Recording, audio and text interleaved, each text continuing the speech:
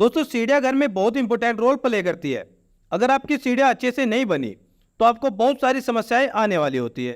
तो दोस्तों इस वीडियो में हम अच्छे से सीखेंगे कि मात्र 6 फीट बाई 6 फीट में सीढ़ियाँ कैसे बनाएंगे, ताकि इन फ्यूचर सीढ़ियों का यूज़ करते हुए किसी भी प्रकार की समस्याएं न आए। बस आपके 3 या 4 मिनट लूँगा, तो प्लीज़ वीडियो को एंड तक देख के जाना। और अगर आप हमारे चैनल पर नए हैं तो प्लीज़ चैनल को सब्सक्राइब और वीडियो को लाइक कर दीजिए। चलिए दोस्तों वीडियो शुरू करते हैं। दोस्तों आप किसी भी साइज में सीढ़ियाँ बना रहे हो तो आपको 5 चीज़ें जरूर लगेगी। जैसे कि पहला है राइजर, यानी कि स्टेप की हाइट कितनी होनी चाहिए।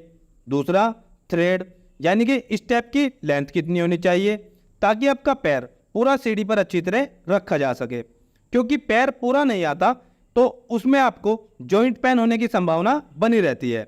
अब तीसरा है फ्लाइट थिकनेस, यानी कि जो स्टेयर है उसकी नीचे की स्लैब कितनी होनी चाहिए ताकि वो टूटे नहीं।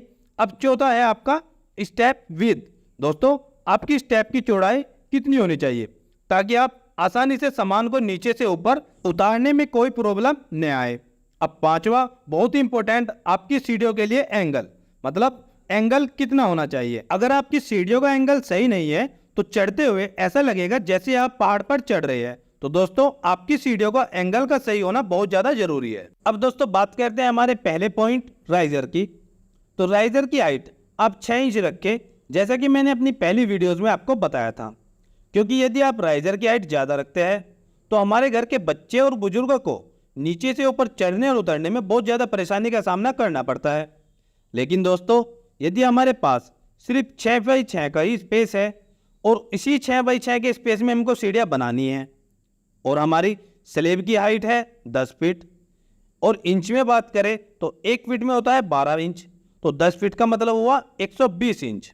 तो आपका 6 बाई 6 का स्पेस होने की वजह से हम राइजर की हाइट रखेंगे 8 इंच।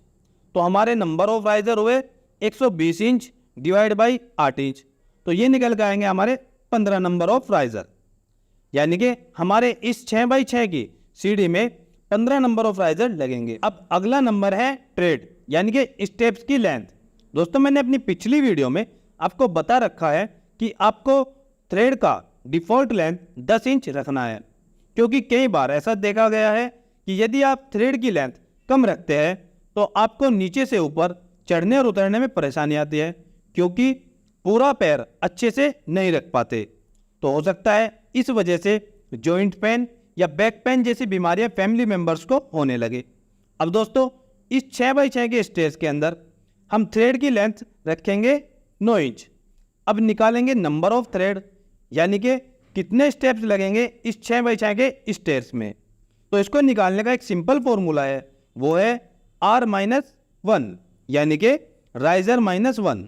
तो दोस्तों राइजर हमारे पास आए थे 15 नंबर, तो -1 करेंगे तो यह हो गया आपके 14 नंबर थ्रेड, यानी कि 14 आपके स्टेप्स होंगे।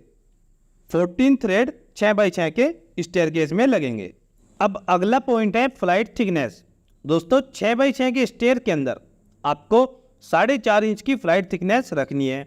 इससे ज़्यादा रखेंगे तो वो हैवी होने के कारण कोलैप्स हो सकता है, और अगर इससे कम रखेंगे तो वैसे ही वीक होने के कारण क्रैक आ जाएंगे या टूट सकता है। तो दोस्तों 4.5 इंच की आप फ्लाइट थिकनेस रखेंगे, जो कि इसके लिए बेस्ट है। अब नेक्स्ट पॉइंट है स्टेप विड्थ। दोस्तों 6 बाई 6 के स्टेयरकेस के अंदर आपको स्टेप की विड्थ रखनी है 3 फीट। इसमें बहुत सारे लोग यह गलती करते हैं कि स्टेप की विड्थ घटा देते हैं, और जिस वजह से सामान को ऊपर से नीचे या नीचे से ऊपर लाने ले जाने में बहुत ज़्यादा परेशानियों का सामना करना पड़ता है। इसलिए दोस्तों आप स्टेप की विड्थ 3 फीट से कम न रखें। अब अगला पॉइंट है स्टेयर एंगल। दोस्तों एंगल बहुत ही इंपॉर्टेंट रोल प्ले करता है स्टेयर्स में। एक स्टडी के अनुसार अगर आपकी स्टेयर सही से नहीं बनी तो आपको साइकोलॉजिकल इम्पैक्ट हो सकते हैं, जैसा कि स्ट्रेस और फ्रस्ट्रेशन वगैरह, और जिसकी वजह से आप मेंटली भी डिस्टर्ब हो सकते हो। तो डियर फ्रेंड्स 6 बाई 6 के स्टेयर्स के अंदर आपका एंगल आएगा 40 डिग्री। अब दोस्तों आप सोचेंगे कि यह 40 डिग्री कैसे निकाले, तो इसका एक बहुत ही सिंपल फॉर्मूला है, angle is equal to tan inverse in bracket riser upon thread. मतलब दोस्तों आप इस फॉर्मूले में फिलअप कीजिए तो आपका आएगा 10 इनवर्स और राइजर हमारा था 8 इंच, थ्रेड 9 इंच, तो आपका एंगल आएगा अप्रोक्सीमेटली 40 डिग्री। तो 6x6 के स्टेयर्स के अंदर आपका एंगल आएगा 40 डिग्री। दोस्तों अगर आपको कोई भी इशू आ रहा है स्टेयर के एंगल को निकालने में या स्टेयर को बनाने में तो आप कमेंट कीजिए, मैं ज़रूर कोशिश करूंगा आपकी हेल्प करने की। तो चलिए दोस्तों देखते हैं हमारा 6x6 के एरिया में स्टेयर कैसे बनकर निकला है। दोस्तों स्टार्टिंग के 3 फीट 9 इंच पर मैंने 5 स्टेप्स रखे हैं जो कि 9-9 इंच के हैं। उसके बाद 2 फीट 3 इंच में आपका लैंडिंग स्टेप रहेगा और 6, 7, 8, 9 ये चारों लैंडिंग स्टेप्स हो गए। जैसे जैसे आप देख पा रहे हो वैसे वैसे ही ये चारों स्टेप्स बनेंगे, तभी पॉसिबल होगा 6x6 में स्टेयर्स को बनाना। उसके बाद 10, 11, 12, 13, 14 ये स्टेप्स सेम 1, 2, 3, 4, 5 स्टेप्स के तरह ही है। ये भी पांचों स्टेप्स 9-9 इंच के रहेंगे और लास्ट स्टेप्स 14 नंबर आपका ऊपर स्लैब में जाकर कनेक्ट हो जाएगा। दोस्तों अब थोड़ा ध्यान देना, यह लैंडिंग स्टेप 6, 7, 8, 9 कुछ इस तरीके से दिखेंगे। दोस्तों यह डिजाइन मैंने आपके लिए ही बनाया है ताकि आपको और आसानी से समझ आ सके स्टेयर को बनाने में कि स्टेयर को कैसे कैसे बनाना है। तो आप ध्यान से देख लीजिए, यहीं पर आपको परेशानी आ सकती है।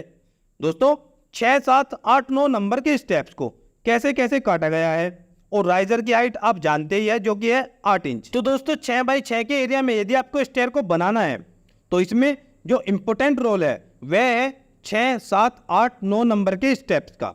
आप इनको कैसे काटते हैं, यानी कि इन नंबर्स को आप कैसे बनाते हैं, क्योंकि इन्हीं में आपको थोड़ा परेशानी का सामना करना पड़ेगा। यदि आप इन चारों स्टेप्स को अच्छे से बना लेते हैं तो आपका स्टेयर बनकर तैयार हो जाएगा। दोस्तों यदि आप 2D प्लानिंग, 3D प्लानिंग या 3D फ्रंट एलिवेशन रेडी करवाना चाहते हैं या फिर किसी भी तरह की कॉलम, बीम, स्लैब, स्टेयरकेस और इलेक्ट्रिकल प्लम्बिंग या स्ट्रक्चरल डिटेल आदि की ड्राइंग बनवाना चाहते हैं तो आप दिए गए मेरे इस व्हाट्सएप नंबर पर मैसेज कर सकते हैं। बस आपको अपना प्लॉट साइज लिखकर मैसेज करना है और आपको बता दिया जाएगा कि कितना खर्च आपका आएगा। आई होप दोस्तों वीडियो आपके लिए जरूर यूजफुल होगी। दोस्तों अगर आपको वीडियो अच्छी लगी तो प्लीज़ वीडियो को लाइक, चैनल को सब्सक्राइब कर दीजिए और मेरी आने वाली और भी अच्छी वीडियो की नोटिफिकेशन के लिए बेल आइकन को प्रेस करना मत भूलिएगा। चलिए दोस्तों मिलते हैं एक और नई वीडियो में एक और नई वीडियो लेक्चर के साथ। तब तक दोस्तों आप सबको मेरा नमस्कार।